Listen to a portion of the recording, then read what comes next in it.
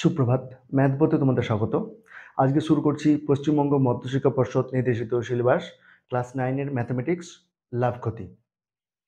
এই চ্যাপ্টারে যেই বিষয়গুলো তোমাদের না জানলেই নয় সেই বিষয়গুলো আজকে আমরা বলবো। অর্থাৎ আজকে আমরা কোনো অঙ্ক করছি না। আজকে শুধুমাত্র এই অঙ্কগুলো করার জন্য যেই বিষয়গুলো তোমাদের জানা দরকার সেই বিষয়গুলো নিয়ে আলোচনা করব। ঠিক আছে? তাহলে আমাদের চ্যাপ্টারটা হচ্ছে লাভ এবং ক্ষতি। চলো শুরু করি। দেখো, প্রথমে বলি লাভ। লাভ মানে কি? লাভ মানে হলো, আর একটা হচ্ছে ক্ষতি। ক্ষতি। তো লাভ ব্যাপারটা কি? লাভ ব্যাপারটা হলো কোনো একটা জিনিস কিনলাম, কেনার পরে বিক্রি করলাম, বিক্রি করার পরে লাভ হলো। তার অর্থ কি? অর্থ হলো ক্রয় মূল্য লেস দেন বিক্রয় মূল্য। ঠিক আছে? যদি ক্রয় মূল্যটা বিক্রয় মূল্য থেকে কম হয় তবেই লাভ হবে। বুঝে গেল? মানে যেই দামে কিনলাম তার থেকে বেশি দামে বিক্রি করলাম। এখানে ক্রয় মূল্য মানে কোনো একটা জিনিস বা কোনো একটা বস্তু যেই দামে কেনা হয় সেটাকে বলে ক্রয় মূল্য, আর সেই বস্তুটা যেই দামে বিক্রি করা হয় সেটাকে বলা হয় বিক্রয় মূল্য। বোঝা গেছে? ঠিক একই রকম ভাবে যদি আমরা ক্ষতিটাকে দেখি, ক্ষতির ক্ষেত্রে কি হবে? আমি যেই দামে কিনছি তার থেকে কম দামে বিক্রি করছি, তাহলে সেক্ষেত্রে কি হবে? ক্ষতি। তাহলে কি এখানে লিখতে হবে? তাহলে এই ক্ষেত্রে ক্রয় মূল্য গ্রেটার দেন বিক্রয় মূল্য। বুঝে গেল? এইবার এবার এই লাভের পরিমাণটা কত? লাভের পরিমাণ যদি বের করতে বলে, আমরা তো জানলাম যে লাভ যদি হয় তার মানে ক্রয় মূল্যটা বিক্রয় মূল্য থেকে ছোট হবে।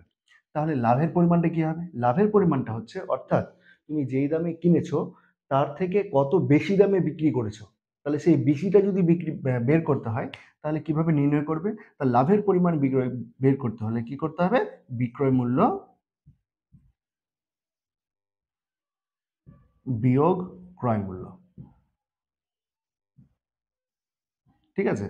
একই রকমভাবে যদি ক্ষতির পরিমাণটা বের করতে বলে সেক্ষেত্রেও বিয়োগ করতে হবে। কিন্তু আমাদের খেয়াল করতে হবে, এখানে দেখো ক্রয় মূল্যটা বিক্রয় মূল্য থেকে বেশি। তখন কি হবে? ক্রয় মূল্য বিয়োগ বিক্রয় মূল্য।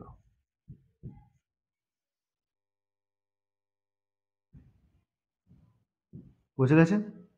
তাহলে আমরা জানলাম যে লাভ হলে কি, লাভ ব্যাপারটা কি? অর্থাৎ যেই দামে কিনছি তার থেকে বেশি দামে বিক্রি করছি। আর ক্ষতি মানে কি? যেই দামে কিনছি তার থেকে কম দামে বিক্রি করছি। এবার লাভের পরিমাণটা কত? বিক্রয় মূল্য মাইনাস ক্রয় মূল্য। ক্ষতির পরিমাণটা কত? ক্রয় মূল্য মাইনাস বিক্রয় মূল্য। ক্রয় মূল্য মাইনাস বিক্রয় মূল্য এই জন্য, কারণ হচ্ছে আমরা জানি, দেখেছি, যেহেতু ক্ষতি হচ্ছে তার জন্য ক্রয় মূল্যটা বেশি, তাই ক্রয় মূল্য বিয়োগ বিক্রয় মূল্য। বোঝা গেছে? এবার চলে আসছি আমরা পার্সেন্টেজ, অর্থাৎ শতকরা। চলো,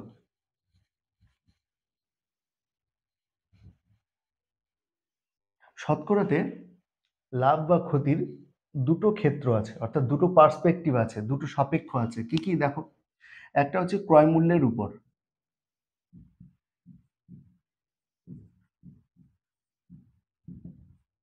ক্রয় মূল্যের উপর ধরে নাও 10% লাভ। 10% লাভ, এখান থেকে আমরা কি কি বুঝবো? কোন একটা পার্সেন্ট থেকে কি কি বিষয় জানা যায় সেইটা কিন্তু খুব জরুরি। চলো, 10% লাভ, এখান থেকে আমরা কি কি জানতে পারছি? এখান থেকে জানতে পারছি আমি, দেখো, এখান থেকে জানতে পারছি ক্রয় মূল্য, বিক্রয় মূল্য আর লাভ। এই তিনটে জিনিস জানতে পারছি কি করে? দেখো, যেহেতু দেখো এখানে কি বলেছে, কার সাপেক্ষে? ক্রয় মূল্যের সাপেক্ষে, মানে ক্রয় মূল্যের উপরে 10% লাভ। এটার অর্থ কি? ক্রয় মূল্য হচ্ছে 100 টাকা। ক্রয় মূল্য 100 টাকা। বিক্রয় মূল্য কত? লাভ হয়েছে না ক্ষতি? লাভ হয়েছে, তার মানে যোগ 100 যোগ 10 সমান হচ্ছে 110 টাকা। লাভ কত হয়েছে? 10 টাকা। বোঝা গেল? দেখো এবার, তাহলে ক্রয় মূল্যের উপর 10% লাভ, এই কথাটা থেকে আমরা তিনটে জিনিস জানতে পারছি। একটা হচ্ছে ক্রয় মূল্য, বিক্রয় মূল্য আর লাভ। এবার যেহেতু ক্রয় মূল্যের উপরে তার জন্য ক্রয় মূল্যটা 100, যেহেতু শতকরা তার জন্য তোমাদের কিন্তু সেটা কার সাপেক্ষে করতে হবে, 100 এর সাপেক্ষে। তাহলে ক্রয় মূল্যটা কত, যেহেতু ক্রয় মূল্যের উপরে তার জন্য ক্রয় মূল্যটা হচ্ছে 100 টাকা। বিক্রয় মূল্য কি, লাভ হচ্ছে না ক্ষতি, আমরা দেখছি লাভ হচ্ছে, তাহলে কি হবে যোগ, তাহলে 100 যোগ 10, 100 যোগ 10 তাহলে কত, 110 টাকা। লাভ কত হচ্ছে 10 টাকা, তাহলে 100 টাকা যদি ক্রয় মূল্য হয়, বিক্রয় মূল্য হবে 110 টাকা, লাভ হবে 10 টাকা। এই তিনটে জিনিস তোমাদেরকে জেনে থাকতে হবে। এই তিনটে জিনিস যদি তোমরা ভালো করে বুঝতে পারো তাহলে কিন্তু অঙ্কগুলো অনেক সহজ হয়ে যাবে। ঠিক আছে, আমরা তো 10% লাভ করলাম, এবার যদি 10% ক্ষতি করি তাহলে লিখছি ক্ষতি, তাহলে এই জায়গায় হয়ে যাবে ক্ষতি। দেখো তখন কি হবে, তখন 10% ক্ষতি ক্রয় মূল্যের উপরে, তাহলে আবার সেই ক্রয় মূল্যটা 100 টাকাই। বিক্রয় মূল্যটা দেখো, বিক্রয় মূল্যটা কি বলছে, ক্ষতি বলেছে, তার মানে বিক্রয় মূল্যটা ক্রয় মূল্য থেকে কম হবে, তার মানেই বিয়োগ করতে হবে, তাহলে 100 বিয়োগ 10 সমান 90 টাকা। ঠিক আছে, আর ক্ষতির পরিমাণ বের করতে বলেছে, কি বের করতে বলেছে, ক্ষতির পরিমাণ, ক্ষতির পরিমাণ কত, 10 টাকা। দেখো তাহলে 10% ক্ষতি যদি হয় তাহলে ক্রয় মূল্য 100 টাকা, বিক্রয় মূল্য 90 টাকা, আর লাভ হচ্ছে 10 টাকা। বোঝা গেল ব্যাপারটা? ঠিক এই জিনিসটাই যদি আমরা বিক্রয় মূল্যের উপর করি,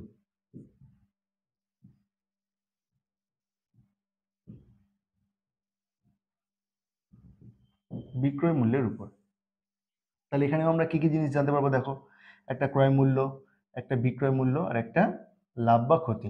ঠিক আছে, তাহলে আমরা লিখছি ক্রয় মূল্য, এটা হচ্ছে বিক্রয় মূল্য,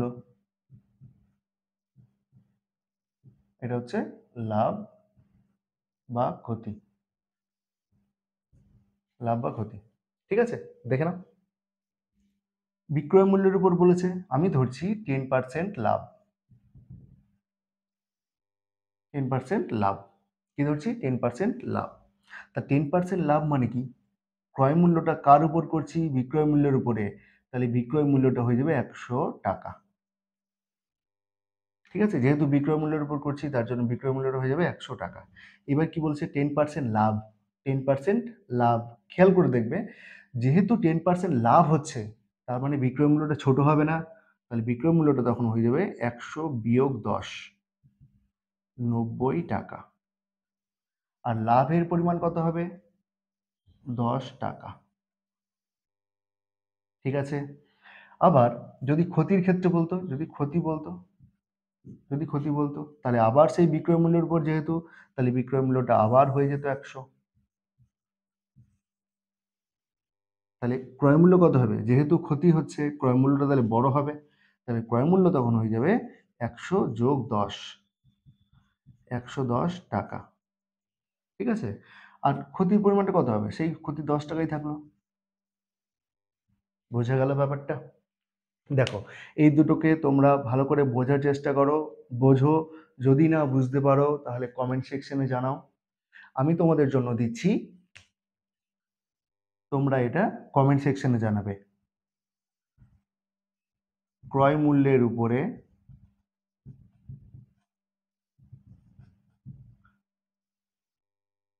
25% লাভ, এটা 1 নম্বর। 2 নম্বর দিচ্ছি 30% ক্ষতি। এইখান থেকে তোমরা কি কি বিষয় জানতে পারছো, ক্রয় মূল্য, বিক্রয় মূল্য, লাভ, এই তিনটে জিনিস তোমরা বলবে। বিক্রয় মূল্যের উপর